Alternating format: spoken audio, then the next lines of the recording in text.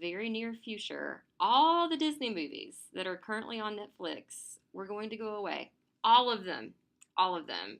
So, Zootopia, Star Wars movies, I think Moana might be on there, Pocahontas, Toy Story, all Disney movies are just going to go away from Netflix. And if you want to stream the Disney movies, you're going to have to pay for Disney's own streaming service.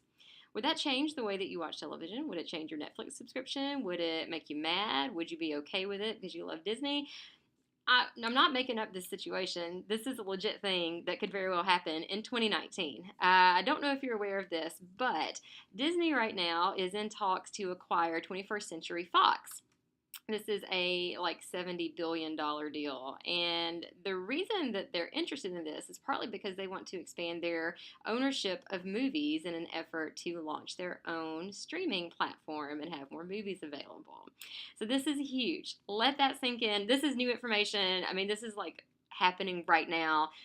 Your book is a little bit outdated in this chapter because media consolidations and mergers happen so quickly. So if you need to hit pause for a minute and like let this sink in and tweet about it or like take to Facebook or whatever and text your people and have a moment, that's fine. It's a big deal. I know we got a lot of Disney fans in here.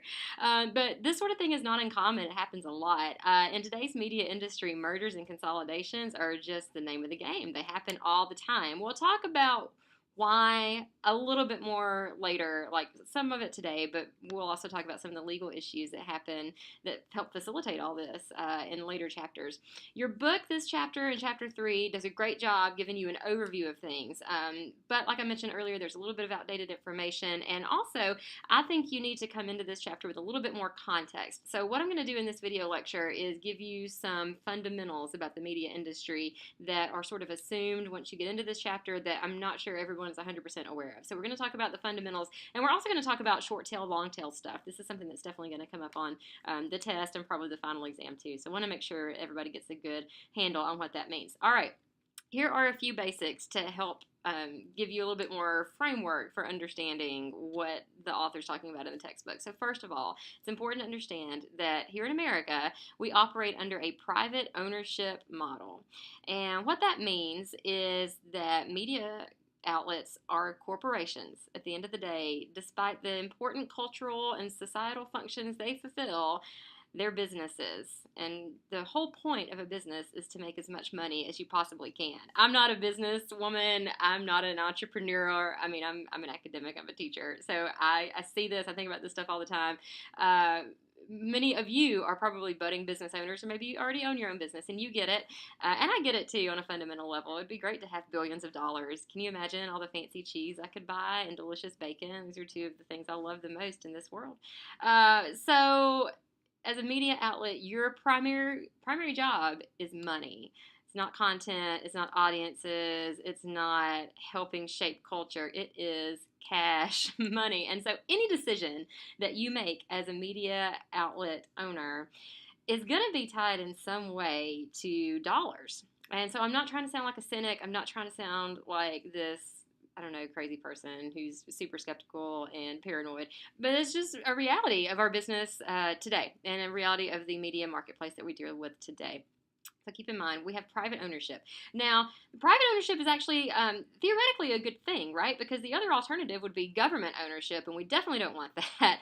There are some places in the world, like China, where the government has such a strong presence. They basically control the media. And so I see the benefits of a private ownership model, and you know, as an American, I value that a great deal because government ownership would border on like unconstitutional things here in our country. So, of course, we've got the First Amendment, which guarantees the free press, and that also sort of gives us some rights for media to operate with relatively little government intervention. That doesn't mean that the government doesn't step in and have a relationship with private media. Here's where things get really kind of weird.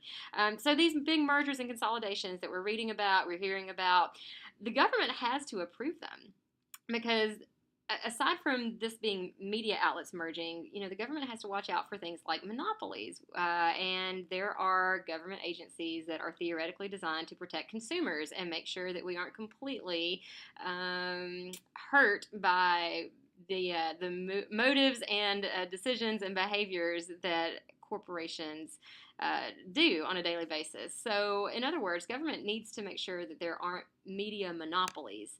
So you might be wondering, after reading the chapter and after seeing just how few media outlets there are, how is this not a monopoly system? Well, it's not a monopoly, it's an oligopoly, which means that ownership is concentrated into a few hands, not just one. Of course, that's debatable, right, when you look at the billions of dollars that these media giants are bringing in. But the government does have to give permission for all this to happen. Here's a great example of what's happening right now. So Time Warner and AT&T merged after the publication of your textbook. And I know Dr. Hanson's updating this for the next edition. But AT&T and Time Warner are now an entity together. And the Department of Justice right now is filing legislation to try to undo that merger because of anti-competition interests. So think about it. AT&T, a telephone company, and Time Warner, a television media company coming together. Those are two vastly different industries in one. And so the power that you have when you have that sort of a corporation is immense. It's hard to wrap your head around. There's a clip I'm including in this week's content from one of my favorite shows, 30 Rock, that illustrates and kind of makes fun of these sorts of corporations. So if you're not familiar with 30 Rock, it's a show about making a television show, and they poke fun at NBC, Comcast all the time, and I love it. Not just as a media scholar, but just as someone who appreciates humor. And in the clip I'm going to show you that's embedded in your module content this week, Tracy Jordan comes to Jack Donaghy, who's in charge of GE Comcast, and has an idea for a new product, and he wants GE to manufacture it. And then Jack has to go through this whole org chart. Well, that's based in reality. That's kind of what happens right now. We've got media corporations that have production capabilities, not just media production, but actual manufacturing production. So this is huge. This is giant. This is a reflection of what your book calls synergy. The combination of effects are greater than the sum of individual effects. And so there's a couple of different ways you can get synergy if you're a media outlet. For example, let's just talk about Disney, assuming they don't even get Fox. Like right now, Disney has the best synergy, I think, out of any big media conglomerate. Because if you think about something that's Disney branded, Disney has the ability to make movies about it, make songs about it. They can play those songs on Disney radio stations. They can play those songs on Disney television stations. They can play their movies on Disney television stations. They can design theme park rides at Disneyland and Disney World. So Disney's got a lot of synergy. I've got some examples coming up in this week's module content about that too, but that's a great example of synergy. And so, of course, the more synergy you have, the more money you have, the bigger you are as a media corporation. And yeah, it's interesting to think about. It's also a little terrifying. So the point with all these examples is the more small media outlets you own, the more synergy your media corporation has, and that's a good thing from a business perspective.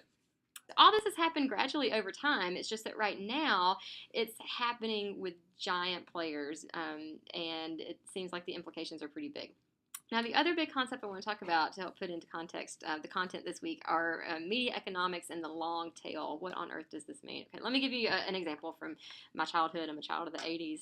And the thing about media consumption in the 80s is we just didn't have a lot of options.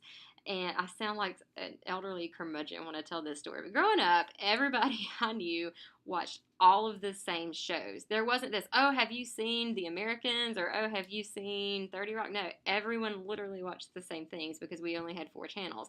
And the thing that we watched on Friday night was ABC's lineup, TGIF, that was stellar. I mean, you could sit down in front of the TV for 2 hours and watch Perfect Strangers and not Modern Family. Oh, what was it?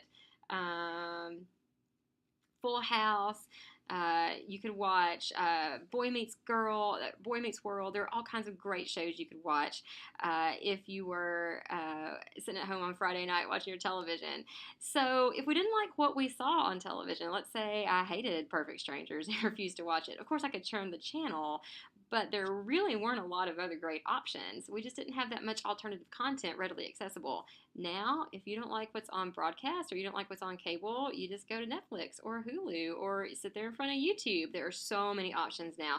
This is a concept, kind of an economics concept known as the long tail. So you've got two different concepts here, and there's a graphic to help illustrate this: the short head and the long tail. The short head, if you notice, this is where most of the big media companies live, and these companies are kind of the old school model. They are promoting the content that is going to be the best for the largest audience. Back when I was an undergrad, we used to get told that media corporations appeal to the lowest common denominator, which means that they are trying to get the biggest audience possible. That's where the short head is. There's still some corporations that do that to an extent, but now what's happening is these corporations also are able to program to the long tail, which is like your niche markets, people who aren't interested in the stuff that the masses are interested in, but more unique stuff. So a great example from music. Top 40 music is short head stuff, right? Anything that I'm so out of the loop on top 40 music.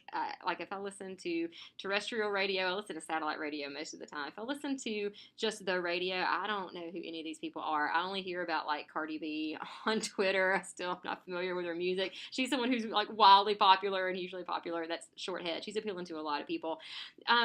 There are a number of musical artists, though, who are in that long tail, who are popular among small groups of people, who still have a fan base and are still successful, like your book chapter talks about. But they're not being played by regular radio because they're not appealing to that much of a mass. So that's a great example of short head and long tail. And it's also kind of like Walmart. Walmart is a very short head company where they are appealing to the most people possible. Whereas something for media too, Walmart's like the biggest media retail outlet in the country, which is insane. Rhapsody is a great example of long tail. There you can find much more music and many different types of music than you'll find at Walmart, but they're just not a corporation that has the reach of Walmart. And so this has some serious implications for content, has serious implications for how we consume media content, has some pretty serious impacts on what the content is that we can consume. It impacts our wallets too, especially if we have to pay for all these different streaming services in order to get the content that we want. And it's going to be really interesting in the next few years to see how all of this plays out. It's pretty cool to watch, pretty fascinating. So I hope this video gave you a little bit of context into understanding how that all works. If you still have questions, shoot your instructor an email. We'll be happy to wait all this out for you. That's my short overview of consolidations. Enjoy the videos and the other examples in the module this week.